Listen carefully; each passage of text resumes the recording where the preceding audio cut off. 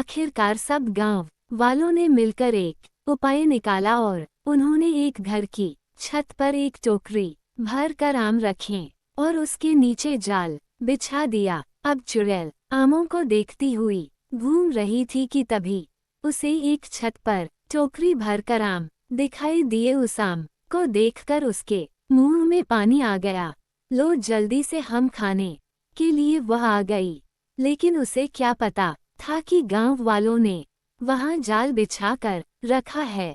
चुड़ैल आराम से वहां बैठे और आम खाने लगी। जैसे ही उसने कुछ आम खाए वह जाल उठ गया और चुड़ैल उसमें फंस गई और सारे गांव वाले वहां जमा हो गए। उसमें से सभी कहने लगे, तुम ही थी जो मेरे आम खा रही थी, जो हमारे आम खा रही थी, इतना हमें परेशान कर रही थी। यह सुनकर चुड़ैल कहने लगी, मैं तुम्हें परेशान कर रही हूँ, लेकिन मैं सालों से ही तुम्हारे गांव में रह रही हूँ, अभी तक मैंने परेशान क्यों नहीं किया, क्योंकि मैं अपने ही पेड़ पर रहकर उस पेड़ के आम खाया करती थी, लेकिन अभी तुमने वह पेड़ काट दिया, इसलिए मैं तुम्हारे घर पर आकर तुम्हें तंग करती हूँ और तुम्हारे आम खाती हूँ। यह सुनकर गांव वाले अपनी गलती का एहसास करने लगे और कहा, ठीक है, ये गलती हमारी है। इसमें से एक बूढ़ा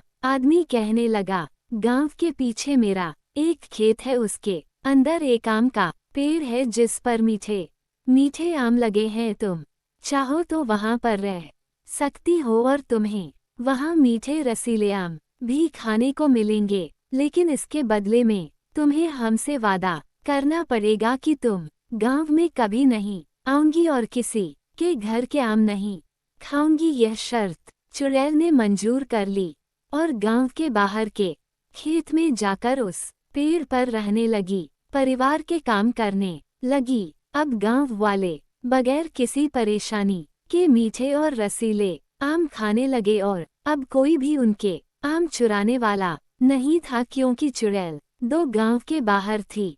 दोस्तों, आप सभी को हमारी कहानी कैसी लगी कमेंट बॉक्स में जरूर बताएं और फिर चैनल को सब्सक्राइब करें।